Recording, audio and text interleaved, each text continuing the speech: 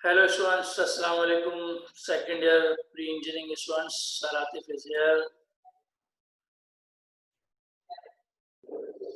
Exercise 2.4.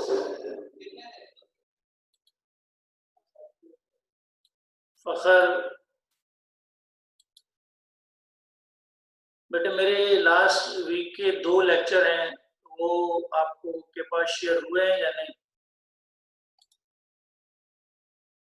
Last week में बारिश की वजह से मैंने 2 लेक्चर जो है वो रिकॉर्ड करवा के कहा था कि रिकॉर्डिंग लेक्चर जो है वो चला दी जाए, ताकि एटलीस्ट इनका कोई लॉस ना हो, कुछ ना कुछ इन्हें समझ में आ जाए।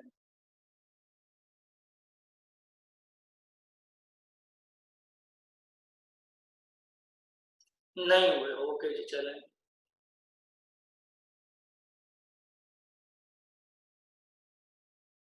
ताहिर कहते हैं कि सर अब कैसे समझें आगे का। ठीक है जी, ताहिर बेटे परेशान ना हो। मैंने 2 लेक्चर 6 तारीख और 8 तारीख, एक लेक्चर फ्राइडे का मैंने रिकॉर्ड नहीं किया था, बाकी 2 लेक्चर लास्ट वीक मैंने रिकॉर्ड करवाए थे और कहा था इनसे कि रिकॉर्डिंग लेक्चर आपको चला दें, ताकि 2 क्लासेस आपकी हो जाती हैं और आज हम तीसरी क्लास 2.4 के हवाले से ले रहे हैं। तो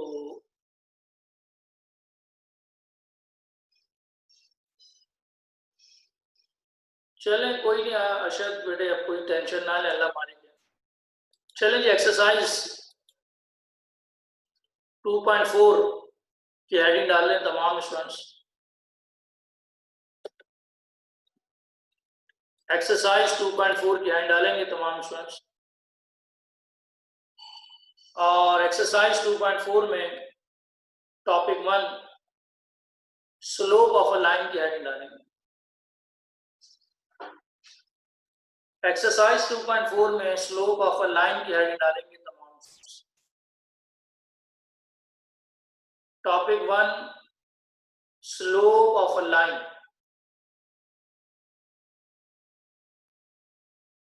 स्लोप ऑफ अ लाइन की हेडिंग डालेंगे तमाम students.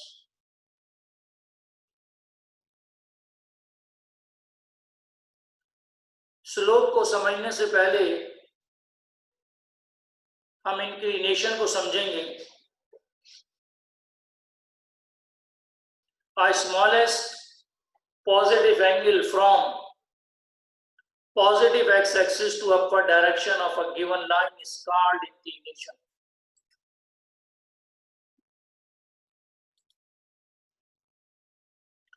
Smallest positive angle from positive x-axis to upward direction of a given line is called inclination. एक ऐसा एंगल जो x एक्सिस से अपर डायरेक्शन में गिवन लाइन तक बने थीटा, उसे हम कहते हैं कि ये हमारा इंक्लिनेशन।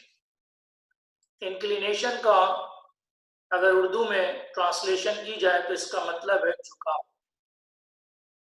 हम किसी भी ऑब्जेक्ट का जो इंक्लिनेशन है, उसके अंदर जो झुकाव है, उसके एंगल से समझते हैं। अगर हम ये कहें कि एक लाइन का जो इंक्लिनेशन है वो 30 डिग्री है, तो इसका मतलब यह है कि उस लाइन में 30 डिग्री का झुकाव मौजूद है।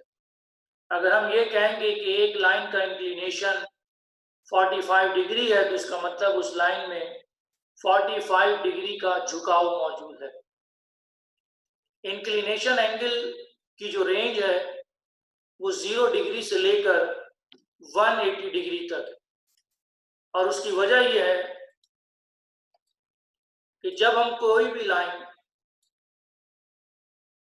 जैसे मेरे पास ये लाइन है और इसके पैरेलल में एक्स एक्सिस के साथ ये एंगल थीटा, और इसके नीचे एक और लाइन इसके पैरेलल में बनाए तो ये भी थीटा, दोनों एंगल सेम होते हैं। जब हम इंक्लिनेशन एंगल की बात करते हैं तो यहाँ पे इंक्लिनेशन इसका 0 डिग्री है। लाइन ने रोटेशन की 30 डिग्री पर, तो इंक्लिनेशन 30 डिग्री हो गया। बिल्कुल सेंटर में आ गई तो इंक्लिनेशन 45 डिग्री हो गया। इस लाइन के ऊपर आ गया तो इंक्लिनेशन 90 डिग्री हो गया। यहाँ बिल्कुल सेंटर में आ जाए तो 135 डिग्री हो, यहाँ तक ये 180 डिग्री इसका इंक्लिनेशन बन गया आपके पास। अब अगर लाइन की रोटेशन नीचे आ जाए यानी थर्ड क्वाड्रेंट में चली जाए तो फिर हम क्या करते हैं, यहाँ से समझे, अगर लाइन की इंक्लिनेशन थर्ड क्वाड्रेंट में आ जाए तो फिर हम इस लाइन को यहाँ से एक्सटेंड कर देंगे इस तरह से, और फिर ये जो इंक्लिनेशन है वही इंक्लिनेशन यहाँ पर भी कंसीडर किया जाता है। इसलिए इंक्लिनेशन एंगल 0 डिग्री से 180 डिग्री तक होता है। तमाम स्टूडेंट को इंक्लिनेशन समझ में आ रहा है? खिजर, बेजाक, मास, अशद, ताहिर, फखर, तमाम स्टूडेंट को इंक्लिनेशन समझ में आ रहा है? शाहजेब कहते हैं कि सर ये दोबारा समझा दें। लीजिए, बहुत आसान सी बात है कि एक ऐसा एंगल जो हमेशा पॉजिटिव एक्स एक्सिस से एंटी क्लॉकवाइज डायरेक्शन में हमारी लाइन तक बनता है उसे हम इंक्लिनेशन कहते हैं। इंक्लिनेशन एंगल 0 डिग्री से 180 डिग्री तक होता है, और ये 180 डिग्री तक इसलिए होता है क्योंकि जब हमारी लाइन थर्ड क्वाड्रेंट में रोटेट करती जाती है तो हम इंक्लिनेशन पूरा कंसीडर नहीं करते हैं, बल्कि इस लाइन की को एक्सटेंड कर लेते हैं। तो जो एंगल पूरा एक्स एक्सिस से यहाँ तक बने या एक्स एक्सिस से इस लाइन तक बने, दोनों का इंक्लिनेशन सेम होता है, इसलिए लाइन को रोटेशन कर ली जाती है। फिर से देख लेते हैं, फिर से समझ लेते हैं ये रोटेशन वाली बात को जरा से हम दोबारा समझते हैं। स्टूडेंट कह रहे हैं कि सर कंफ्यूजन सी रह रही है, चले इसको दोबारा एक्सप्लेन करता हूँ और अच्छी तरीके से। बात ये हो रही है कि जैसे ये वाई एक्सिस है और ये एक्स एक्सिस, अब लाइन की रोटेशन अगर आ गई यहाँ थर्ड क्वाड्रेंट में, ये आ गई, तो इंक्लिनेशन तो इसका ये होना चाहिए पूरा एक्स एक्सिस से यहाँ तक ये इंक्लिनेशन होना। क्या मेरी बात समझ रहे हैं? ये इसका इंक्लिनेशन। शाहजेब बेटे बात समझ में आ रही है कि ये इंक्लिनेशन यहाँ तक होना, यही होना चाहिए शाहजेब? यस सर, ओके जी। अब हम करते क्या है, इंक्लिनेशन एंगल, ये जो इंक्लिनेशन एंगल 30 है, हमने क्या किया कि जब इस इंक्लिनेशन को, ये जो लाइन थी, इस लाइन को जब हमने यहाँ पर इसको एक्सटेंड किया इसी की डायरेक्शन में, बिल्कुल इसी की डायरेक्शन में, जब आपने इस लाइन को एक्सटेंड किया तो पता ये चला कि जो इंक्लिनेशन यहाँ पर बन रहा था वही इंक्लिनेशन यहाँ पे बन रहा है, ये मतलब है। तो इसलिए फिर हमने कहा कि इंक्लिनेशन पूरा यहाँ से थर्ड क्वाड्रेंट में कंसीडर करने की जरूरत नहीं है, कि जब लाइन थर्ड क्वाड्रेंट में आ रही हो तो उसको एक्सटेंड कर दें तो इंक्लिनेशन वही है, और अगर लाइन फोर्थ क्वाड्रेंट में आ रही हो, ये जैसे लाइन फोर्थ क्वाड्रेंट में आ रही है, तो इसका इंक्लिनेशन तो पूरा होना चाहिए, तो इस तरीके से ये पूरा इंक्लिनेशन होना चाहिए। लेकिन जब मेजरमेंट की गई तो पता ये चला कि फोर्थ क्वाड्रेंट की लाइन को जब हम सेकंड क्वाड्रेंट में एक्सटेंड करते हैं तो जो इसका इंक्लिनेशन सेकंड से बन रहा था वही इंक्लिनेशन यहाँ पे बन रहा है। इसलिए इसकी इंक्लिनेशन की जो रेंज है वो 0 डिग्री से लेकर 180 डिग्री तक इसकी इंक्लिनेशन है। शाहजेब बेटे बात समझ में आती है? ताहिर, अशर, अब्दुल राफे, बेजाक, कोई कंफ्यूजन तो नहीं है बेटे? आप जी सर क्लियर, ओके जी, ऑल क्लियर हो चुके हैं, कोई कंफ्यूजन नहीं है।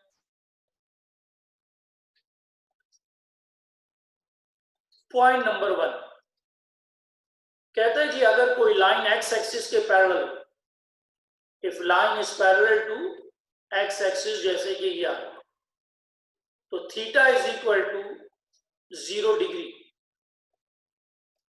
अगर कोई लाइन एक्स एक्सिस के पैरेलल होगी तो उसका जो इंक्लिनेशन है वो 0 डिग्री होगी। If line is parallel to x axis then inclination is 0 degree. अगर कोई लाइन एक्स एक्सिस के पैरेलल है तो उसका इंक्लिनेशन बेटे क्या होता है? 0 डिग्री होता है। Point number 2, if line is parallel to y axis, अगर कोई लाइन वाई एक्सिस के पैरेलल है तो उसका इंक्लिनेशन आपके पास जो बनेगा वो बनेगा 90 डिग्री का इंक्लिनेशन बने। अगर कोई लाइन एक्स एक्सिस के पैरेलल है तो स्लोप 0 डिग्री होगा, और अगर लाइन वाई एक्सिस के पैरेलल है तो उसका स्लोप, सॉरी, उसका जो इंक्लिनेशन है वो 90 डिग्री होगा। अगर लाइन एक्स एक्सिस के पैरेलल है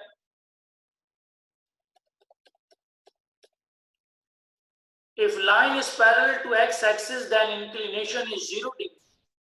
भाई कोई लाइन जब x एक्सिस के पैरेलल होगी तो उसमें कोई झुकाव तो मौजूद ही नहीं है, कोई उसके अंदर आपको इंक्लाइन नजर नहीं आ रहा, तो इसलिए इसका इंक्लिनेशन 0 डिग्री।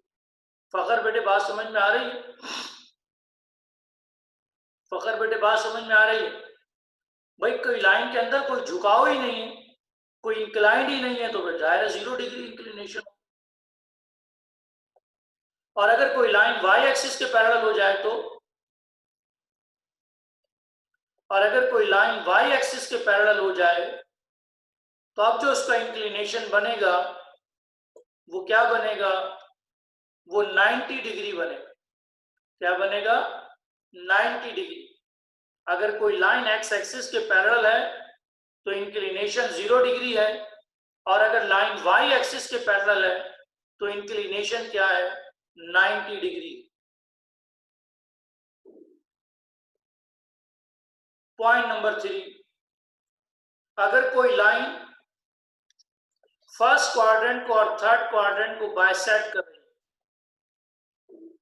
फर्स्ट के साथ अगर थर्ड क्वाड्रेंट को बाइसेक्ट कर रही है तो इंक्लिनेशन इसका बनता है 45 डिग्री। क्या बनता है इंक्लिनेशन?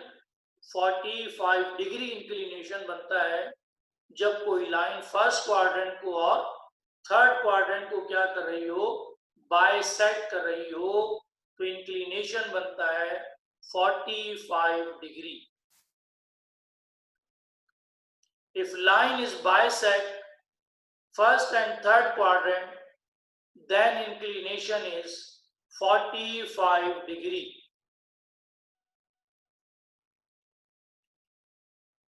अगर कोई लाइन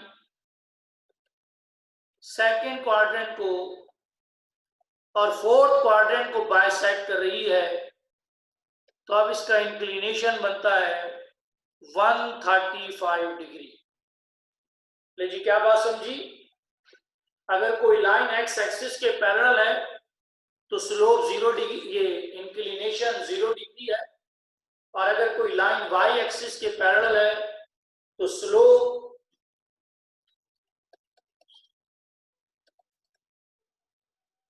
पॉइंट नंबर 3 में, भाई लाइन अगर फर्स्ट क्वाड्रेंट को और थर्ड क्वाड्रेंट को बाइसेक्ट कर रही है, भाई इसको सेंटर से बाइसेक्ट कर रही है, टोटल एंगल 90 है बेटे, बिल्कुल दरमियान में से जब बाइसेक्ट करेगी तो 45 डिग्री बनेगी। अंजला बेटे बात समझ में आ रही है? अंजला भाई फर्स्ट क्वाड्रेंट में टोटल एंगल कितने हैं? 90 का हाफ कितना होगा? 45। तो इंक्लिनेशन कितना बना? 45 डिग्री बन गए। अब यही बात किसके लिए हो रही थी?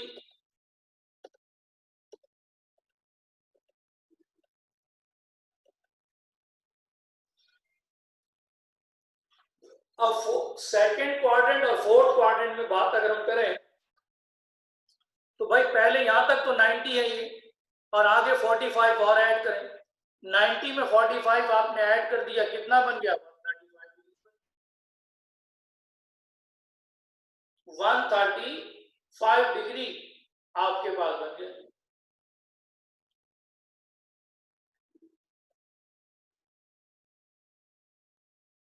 तो सबसे पहले तो ये बात समझ में आ गई कि इंक्लिनेशन क्या है। What is the inclination? A smallest positive angle from positive x axis to upper direction of a given line is called inclination.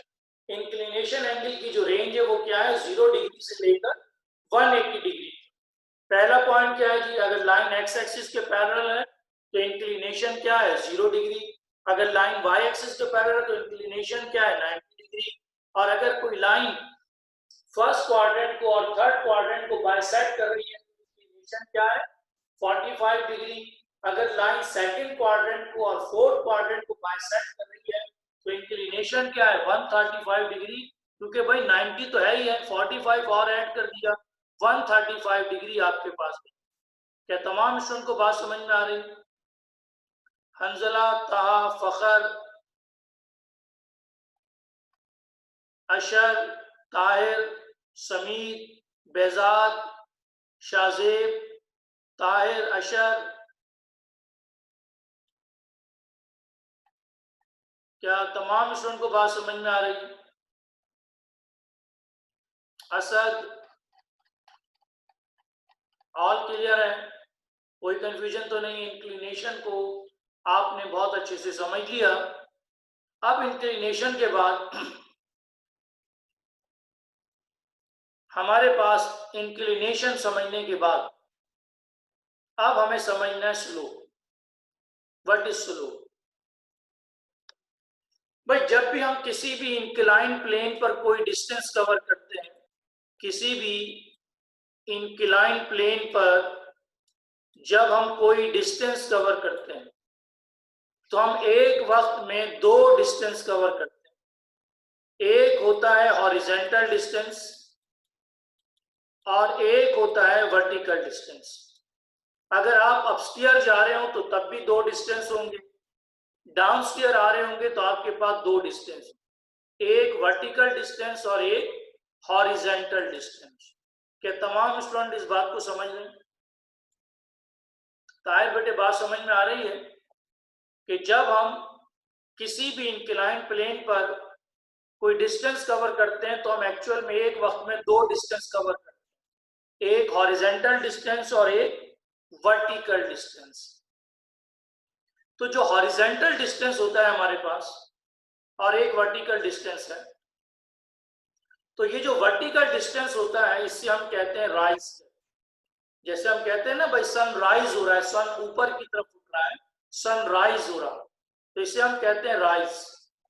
और जो हॉरिजॉन्टल डिस्टेंस होता है उसे हम कहते हैं रन कहते हैं।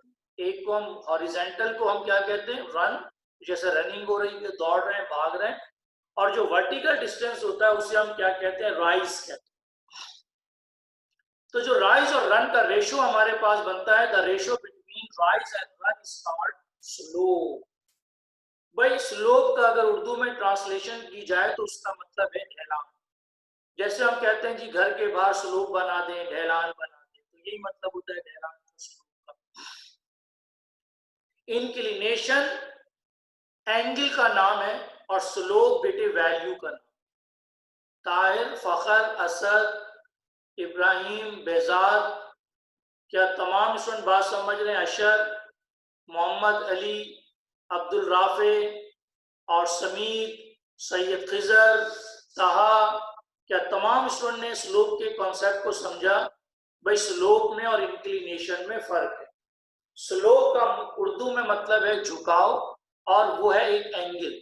स्लोप का उर्दू में मीनिंग है ढलान और वो एक है वैल्यू। इंक्लिनेशन एक ऐसा एंगल होता है जो पॉजिटिव एक्स एक्सिस से एंटी क्लॉकवाइज डायरेक्शन में हमारी लाइन तक बनता है, और स्लोप हमारे पास हॉरिजॉन्टल और वर्टिकल जो दो डिस्टेंस है उनके रेशो का नाम।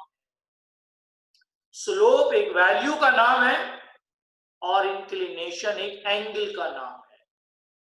और आगे चलते हैं, जरा स्लोप को और समझते हैं। लिखने की जरूरत नहीं, कंसल्टेशन कीजिएगा जरा स्क्रीन पर। जैसे आपके पास, मेरे पास एक इंक्लाइन लाइन है, इसका वर्टिकल 5 है और हॉरिजॉन्टल 9 है, तो हमने 5 को 9 से डिवाइड कर दिया और ये हमारे पास स्लोप बन गया। स्लोप को हम m से डिनोट करते हैं। स्लोप को भाई m से ही डिनोट क्यों किया जाता है? स्लोप तो s से स्टार्ट होता है, s से डिनोट करना चाहिए। कहता है we use the letter m because in French word for to go up. भाई फ्रेंच लैंग्वेज में जो टू गो अप, इस टू गो अप के लिए फ्रेंच लैंग्वेज में वर्ड यूज किया जाता है, मॉन्टर का वर्ड यूज किया जाता है। तो मॉन्टर का जो m है वो हमने यूज करते हैं, हम स्लोप के लिए यूज करते हैं। और स्लोप के लिए हम कोई यूनिट यूज नहीं करते क्योंकि ये दो डिस्टेंस का रेशियो है। तो m इज इक्वल टू 5/9, ये हमारे पास स्लोप। ये हमारे पास स्लोप बन गया, और स्लोप दो डिस्टेंस के रेशियो का नाम है, स्लोप दो डिस्टेंस के रेशियो का नाम है, स्लोप दो डिस्टेंस के रेशियो का नाम है, इसलिए इसका कोई यूनिट नहीं होता। क्या तमाम स्टूडेंट ने इस एग्जाम्पल को समझ ली? फैज, फखर, अब्दुल राफी, खिजर, ताहिर, अशद, तमाम स्टूडेंट को बात समझ में आ रही है? कोई कंफ्यूजन तो नहीं है? कोई कंफ्यूजन तो नहीं है यहाँ पे?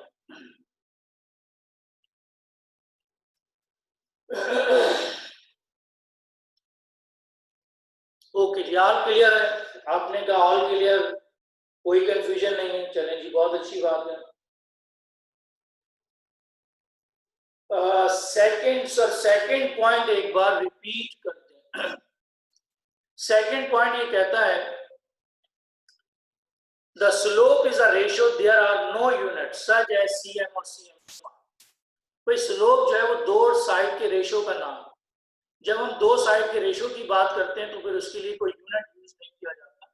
जैसे हम कहेंगे भाई इसका स्लोप क्या है, तो आप सिंपल कहेंगे 5/9। 5/9 का मतलब ये है कि ये दो डिस्टेंस का रेशियो है, एक वर्टिकल डिस्टेंस और एक हॉरिजेंटल डिस्टेंस। आमिर, बात बेटे समझ में आ रहे हैं? आमिर या मीर? ओके, अब जरा ग्राफ से समझते हैं स्लोप को। ये लिखने की जरूरत नहीं है ना, आप लिख सकते हैं। ग्राफ से समझते हैं जरा। ये इसका वर्टिकल डिस्टेंस है जो कि 3 है, जिसे हम राइज कहते हैं, और ये हॉरिजेंटल डिस्टेंस है जिसे हम रन कहते हैं। अब ये जो राइज और रन का रेशियो बनेगा उसे क्या कहा जाएगा? स्लोप कहा जाएगा। तो आपने ग्राफ से भी समझ लिया कि 1/3 इसका स्लोप है, और ये ग्राफ हमें बताता है कि स्लोप का आंसर पॉजिटिव भी आता है, कि पॉजिटिव आंसर आ रहा है। अब हम आते हैं सेकंड स्लाइड की तरफ। अब देखें यहाँ पे, अब वर्टिकल डायरेक्शन में आप नीचे की तरफ आ रहे हैं, तो मैंने नेगेटिव साइन यूज किया क्योंकि नीचे डाउनवर्ड आ रहे हैं, नीचे की तरफ आ रहे हैं। और ये इसका वर्टिकल है, ये इसका हॉरिजेंटल है। वर्टिकल को हॉरिजेंटल से डिवाइड किया तो स्लोप बन गया -5/7। ये नेगेटिव स्लोप आ गया। यानी स्लोप का आंसर पॉजिटिव भी होता है, स्लोप का आंसर नेगेटिव भी होता है। अब अगर हम नेक्स्ट स्लाइड की तरफ मूव करें तो यहां पर आपको हॉरिजेंटल डिस्टेंस तो नजर आ रहा है सेमी, लेकिन वर्टिकल डिस्टेंस नहीं है। तो जब वर्टिकल डिस्टेंस है ही नहीं तो राइज 0 होगा। 0/7 का मतलब 0 है। इसका मतलब ये हुआ कि अगर कोई लाइन एक्स एक्सिस के पैरेलल हो तो उसका स्लोप जो होता है वो क्या होता है? 0 होता है। तो ये हमें ग्राफ बताता है कि स्लोप का आंसर बेटे 0 भी आता है।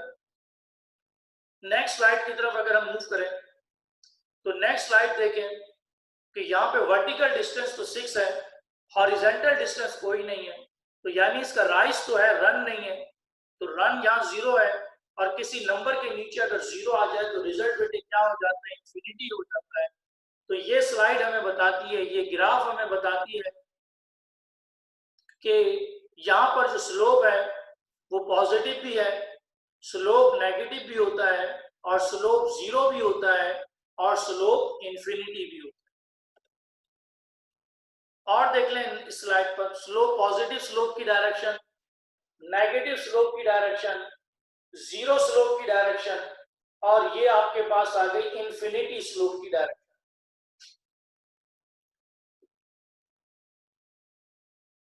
पिछली स्लाइड में भाई वर्टिकल डिस्टेंस तो है 6, 1 2 3 4 5 6, वर्टिकल डिस्टेंस तो है, हॉरिजेंटल डिस्टेंस नहीं है। मास बेटे आपके लिए तो नीचे 0 आ गया, किसी नंबर के नीचे 0 आ जाए तो रिजल्ट इंफिनिटी हो जाता है। मास बेटे बात समझ में आ रही है? मास यहाँ वर्टिकल तो है, हॉरिजेंटल नहीं है ना, हॉरिजेंटल नहीं है तो 0 है, किसी नंबर के नीचे 0 आ गया तो रिजल्ट इंफिनिटी हो गया। तो स्लोप पॉजिटिव भी होता है, स्लोप नेगेटिव भी होता है, स्लोप 0 भी होता है, और स्लोप इंफिनिटी भी होता है। स्लोप 0 भी है और स्लोप इंफिनिटी भी आपके पास ही आ। Positive slope, negative slope, 0 slope, और इंफिनिटी स्लोप आपके पास ये आ। तो इस तरह से आपने ग्राफ से ये समझ लिया कि स्लोप पॉजिटिव भी है, स्लोप नेगेटिव भी है, स्लोप जीरो भी है और स्लोप इंफिनिटी भी होता है, इन्फिनाइट स्लोप कहते हैं। और समझ लें इसको, अगर आपके पास डायरेक्शन है अपस्टीयर की डायरेक्शन है तो ये बेटे पॉजिटिव स्लोप की डायरेक्शन है, और अगर आप डाउनस्टीयर आ जाए, नीचे की तरफ आ जाए, तो ये नेगेटिव स्लोप की डायरेक्शन है, और अगर आप पैरेलल जा रहे हैं, हॉरिजेंटल जा रहे हैं, तो ये जीरो स्लोप की डायरेक्शन है, और अगर आप वर्टिकल डायरेक्शन में आते हैं तो इस तरह से आपके दांत भी टूट सकते हैं, और ये इंफिनिटी स्लोप की डायरेक्शन होती है। वैसे तो आम लैंग्वेज में कहा जाता है कि इसमें नो स्लोप, कोई स्लोप नहीं है, लेकिन मैथमेटिक्स नो स्लोप कंसीडर नहीं करता, मैथमेटिक्स कहता है ये इनफिनाइट स्लोप है। आई होप कि आपको बात बहुत अच्छे से समझ में आ गई है। इंक्लिनेशन भी समझ लिया बेटे और स्लोप को भी समझ लिया। इंक्लिनेशन का मतलब झुकाव है, स्लोप का मतलब है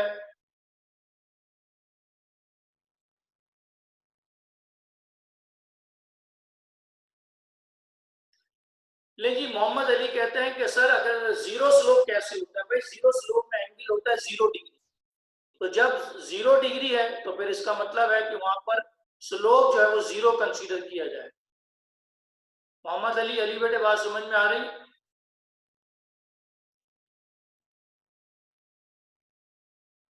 अली बेटे बात समझ में आ रही? क्योंकि भाई एंगल तो बनता है ना 0 डिग्री। नेक्स्ट लाइन में पॉइंट्स टू रिमेंबर, कुछ पॉइंट्स याद रखेंगे स्लोप के हवाले से कि if line is parallel to x axis then slope is zero. इसको लिख सकते हैं आप, if line is parallel to x axis slope is 0, if line is parallel to y axis then slope is infinity, if line bisect, if slope is positive, if slope is positive then inclination is acute। लेकिन यहां पर ये बात बड़ी अहम समझने की है कि पॉजिटिव स्लोप हमें ये बताता है कि एंगल 90 डिग्री से छोटा है। पॉजिटिव स्लोप हमें क्या बताता है कि एंगल एक्यूट है, यानी 90 से छोटा है, और नेगेटिव स्लोप हमें क्या बताता है कि इंक्लिनेशन जो है वो 90 डिग्री से बढ़ गया है, यानी ऑब्ट्यूज हो गया है। क्या तमाम स्टूडेंट ने इस बात को समझा कि एक्स एक्सिस पर अगर लाइन एक्स के पैरेलल है तो स्लोप जीरो है, अगर लाइन वाई के पैरेलल है तो स्लोप इंफिनिटी है, अगर लाइन का स्लोप पॉजिटिव हो तो इंक्लिनेशन जो है वो 90 डिग्री से छोटा होता है, और अगर स्लोप नेगेटिव हो तो इंक्लिनेशन ऑब्ट्यूज होता है। शाहजेब कहते हैं सर डायग्राम से बात समझाए।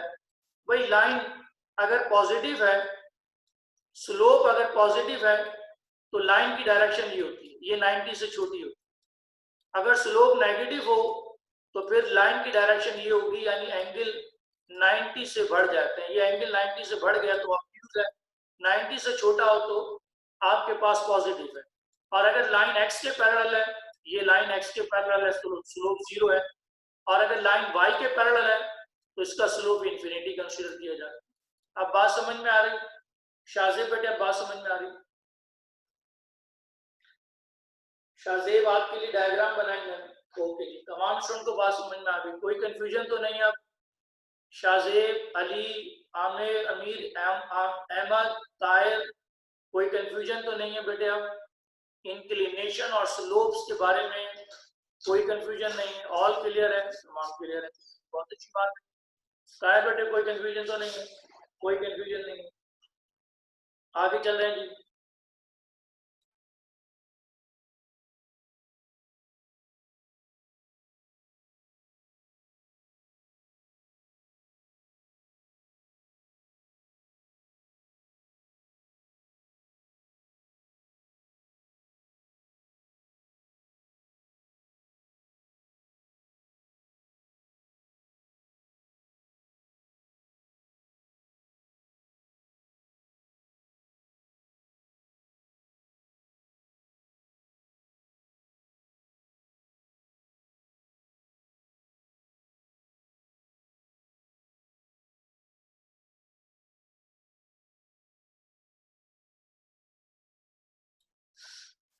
ताहिर बेटे कोई कंफ्यूजन तो नहीं है? आपने कहा नो सर कोई कंफ्यूजन नहीं है। ओके, आगे की तरफ मूव कर रहे हैं। अब अभी तक हमने दो चीजें समझ ली हैं, एक इंक्लिनेशन समझा और एक हमने स्लोप समझ ली। ठीक है, इंक्लिनेशन की उर्दू में ट्रांसलेशन की मैंने क्या कहा, उसको झुकाव, और स्लोप का मतलब ढलान। किसी लाइन का जो इंक्लिनेशन है वो उसके एंगल से समझा जाता है और स्लोप उसकी वैल्यू से समझा जाता है। स्लोप वर्टिकल और हॉरिजेंटल डिस्टेंस के रेशो का नाम है और इंक्लिनेशन एंगल का नाम है। हमें बताता है कि एक्स एक्सिस से उस लाइन का एंगल क्या है। नेक्स्ट हमारे पास जो स्लाइड में, अब हम जा रहे हैं स्लोप्स के फार्मूलाज की तरफ कि स्लोप के फार्मूलाज हमारे पास क्या है। पहला फार्मूला, कंडीशन क्या है बेटे, व्हेन इंक्लिनेशन इज गिवन। अगर हमें किसी लाइन का इंक्लिनेशन दे दिया जाए, और आपको मैंने पिछली स्लाइड्स में बताया कि इंक्लिनेशन क्या है। ये इंक्लिनेशन बन रहा है एक्स एक्सिस के साथ, थीटा बन गया आपके पास। अगर आपके पास इंक्लिनेशन गिवन हो और हमें उस लाइन का स्लोप मालूम करना हो, तो बेटे फार्मूला है m is equal to tangent theta. यानी यहां पर ये बात समझाई जा रही है कि अगर हम किसी लाइन के इंक्लिनेशन पर, ये थीटा क्या है, इंक्लिनेशन, इस थीटा पर अगर हम tan, टेंजेंट, tan क्या है, टेंजेंट, इसको हम कहते हैं ट्रिग्नोमेट्रिक टेंजेंट कहते हैं। अगर हम थीटा पर टेंजेंट अप्लाई कर दें तो हमें जो रिजल्ट मिलता है वो स्लोप का रिजल्ट मिलता है। तो स्लोप की एक नई डेफिनेशन आपके सामने आ गई, the trigonometric tangent of inclination is called slope.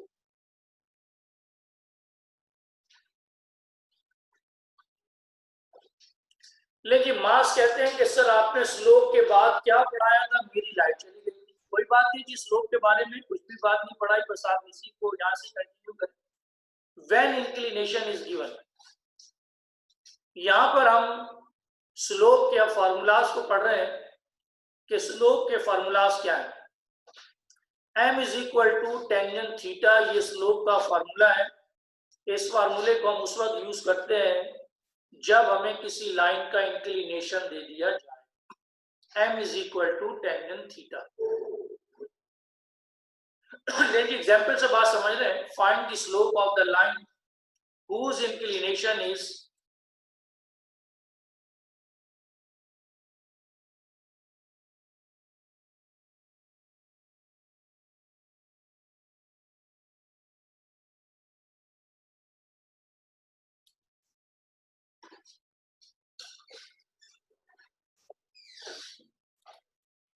यहां पर थीटा जो है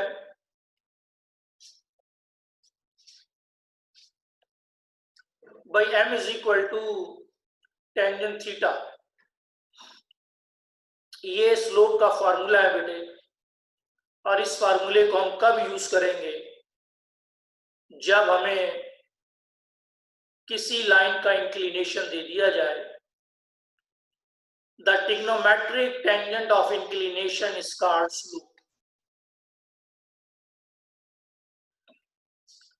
Find the slope of the line whose inclination is 30 degree. m is equal to tangent theta.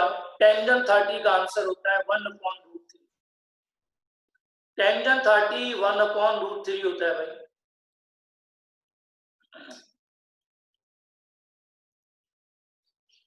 tangent 30 1/√3। tangent 30 1/√3। tangent 30 है 1/√3। ये हमारे पास स्लोप का पहला फार्मूला आ गया, m is equal to tangent theta. और ये फार्मूला बेटे कब अप्लाई करना है, जब हमें किसी लाइन का इंक्लिनेशन दे दिया जाए। आमिर कहते हैं कि सर अपॉन में वैल्यू लिखनी जरूरी है। अगर लिखें तो अच्छी बात है, ना लिखें तो आपकी मर्जी।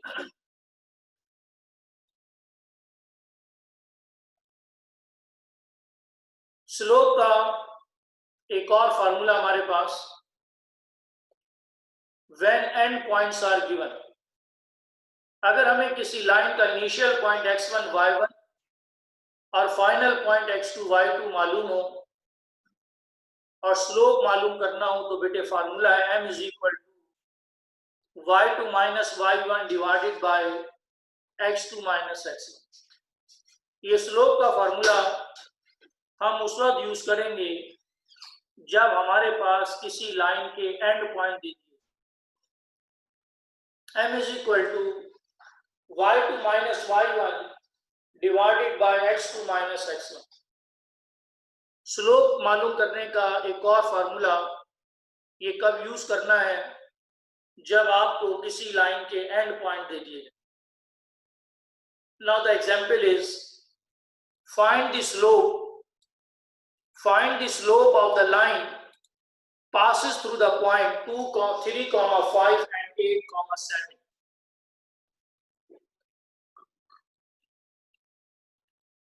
पहले पॉइंट को हम सपोज कर रहे हैं x1 y1, सेकेंड पॉइंट को हम सपोज करेंगे x2 y2। फखर बेटे आपकी वजह से पिछली स्लाइड मैंने डिस्प्ले की है, फखर बेटे आपकी वजह से पिछली स्लाइड आ गई।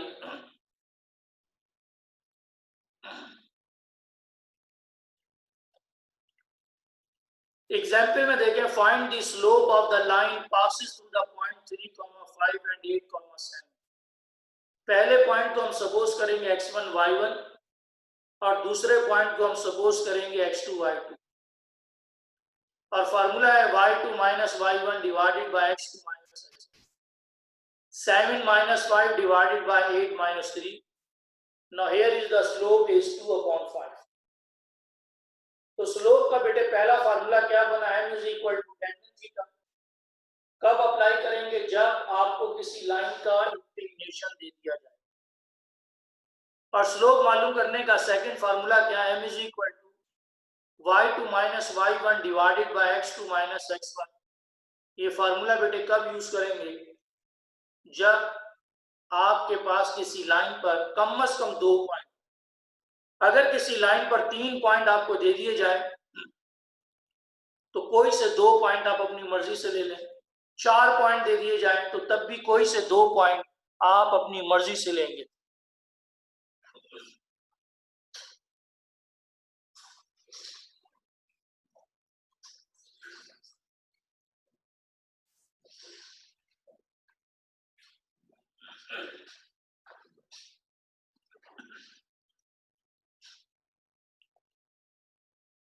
Number third, when linear equation is given.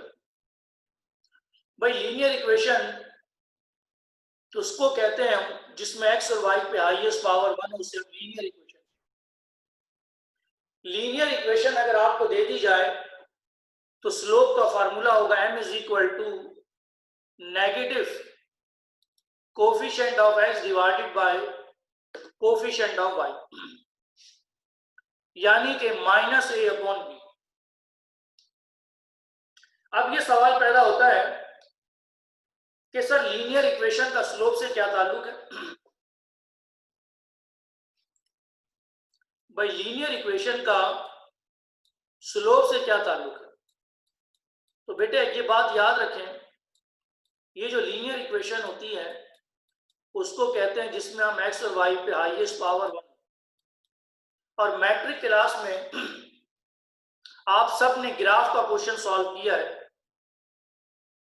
वहां पर जितनी भी इक्वेशंस आपको दी गई हैं वो सब की सब लीनियर इक्वेशन दी। यानी जब हम लीनियर इक्वेशन को ग्राफ पर ड्रॉ करते हैं तो जो ज्योमेट्रिकल शेप बनती है वो लाइन की शेप बनती है, वो स्ट्रेट लाइन की शेप हमारे पास बनती है, वो स्ट्रेट लाइन की शेप बनती है। तो लीनियर इक्वेशन का जो ग्राफ होता है वो लाइन बनती है। तो हमने लाइन की जो मैथमेटिकल इक्वेशन है वो लीनियर इक्वेशन, कायनात में जितनी भी लीनियर इक्वेशंस हैं जब हम उन्हें ग्राफ पे ड्रॉ करते हैं तो जो ज्योमेट्रिकल शेप बनती है वो लाइन की शेप बनती है। इसलिए लीनियर इक्वेशन का मतलब ये है कि ये एक लाइन की बात हो रही है। तो लाइन का स्लोप कैसे निकालना है, नेगेटिव फार्मूले का लिखना है और x के कोफिशिएंट को y के कोफिशिएंट से डिवाइड। ताहिर कहते हैं कि सर इस फार्मूले में नेगेटिव क्यों है? भाई एक्चुअल में जब हम इस लाइन को ग्राफ पे ड्रॉ करते हैं तो ग्राफ पे ड्रॉ करने के बाद जब हम x के कोफिशिएंट को y के कोफिशिएंट से डिवाइड करते हैं तो हमारा जो आंसर है वो एग्जैक्ट आंसर नहीं होता, बास टाइम उसमें एरर आ जाता है। तो वो एरर से बचने के लिए नेगेटिव साइन यूज किया जाता है कि नेगेटिव साइन जब आप लगाते हैं तो आपका बिल्कुल आंसर वही आता है जो ग्राफिकल आंसर होता है। और यही बेटे मैथमेटिशियंस की रिसर्च भी है, यही वो उनकी इन्वेंशन है, यही उनके फार्मूलाज को जो इन्होंने डिराइव किया है कि किस कंडीशन में हमें स्लोप का आंसर सही होता है। ताहिर बेटे मेरी बात समझ में आ रही?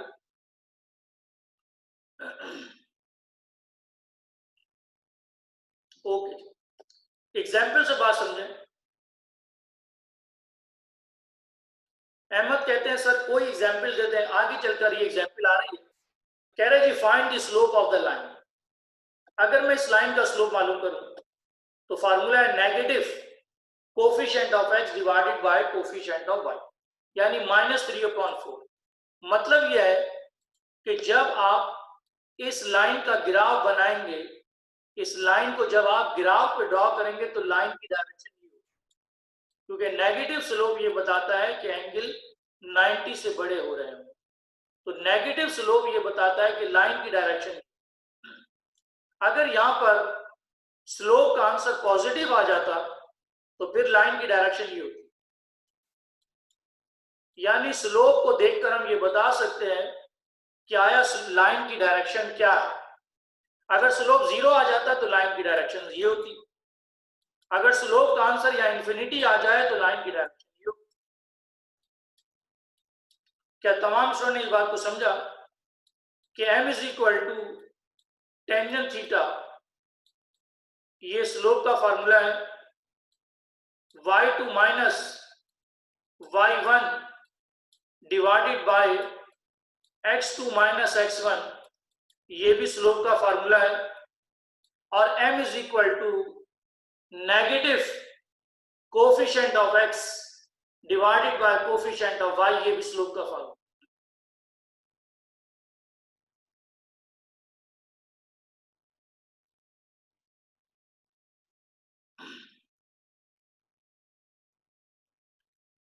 ताहिर कहते हैं कि सर इस फार्मूले के लिहाज से आंसर 90 डिग्री से कम आ ही नहीं सकता। भाई नेगेटिव स्लोप अगर आपके पास आ रहा है तो ये 90 से बड़ा एंगल है। और अगर लाइन की इक्वेशन में कह दूं 3x minus 4y plus 6 is equal to 0, अब अगर आपने इसका स्लोप निकाला तब आपके पास इसका स्लोप पॉजिटिव स्लोप हो जाएगा बेटे। और पॉजिटिव स्लोप ये बताता है कि ये स्लोप, ये जो लाइन है, इस स्लोप की डायरेक्शन जो है वो 90 से छोटी है।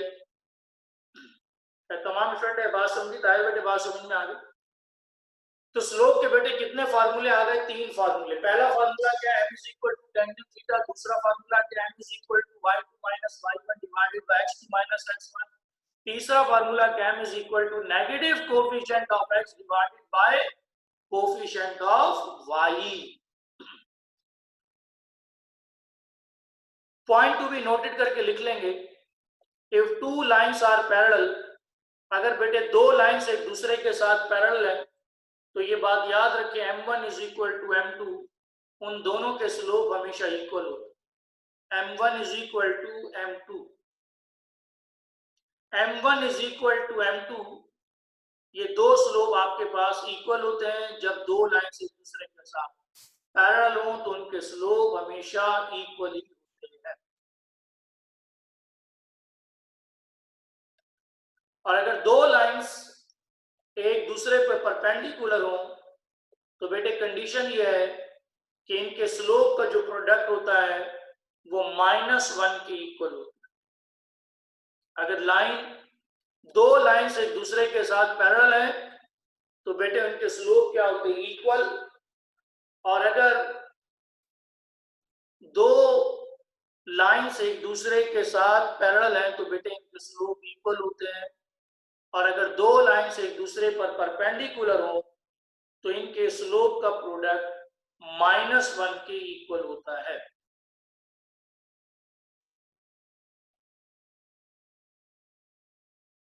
अगर दो लाइंस एक दूसरे पर परपेंडिकुलर है तो बेटे इनके स्लोप का प्रोडक्ट -1 के इक्वल होता है। आई होप कि आज का लेक्चर आपको बहुत अच्छे से समझ में आ गया है। आज की क्लास में हमने पहले इंक्लिनेशन को समझा, फिर हमने स्लोप को समझा, स्लोप के 3 फार्मूले हमने पढ़े और फिर हमने 2 कंडीशन पढ़ी कि दो लाइंस अगर एक दूसरे के साथ पैरेलल हो तो उनके स्लोप इक्वल होंगे और अगर दो लाइंस एक दूसरे पर परपेंडिकुलर हो तो इनके स्लोप का प्रोडक्ट -1 के इक्वल कंसीडर किया जाए। आई होप कि तमाम स्टूडेंट ने आज का लेक्चर बहुत अच्छे से समझ लिया है। तो आज की क्लास को हम यहीं पर ऑफ कर रहे हैं। कल 14 अगस्त की वजह से मेरी क्लास नहीं होगी। सैटरडे की क्लास में इसी 2.4 जो एक्सरसाइज है, इसी के जो क्वेश्चंस हैं हम उनको स्टार्ट करेंगे सैटरडे की क्लास में। तो आज के लिए मेरी तरफ से तमाम स्टूडेंट्स को अल्लाह हाफिज।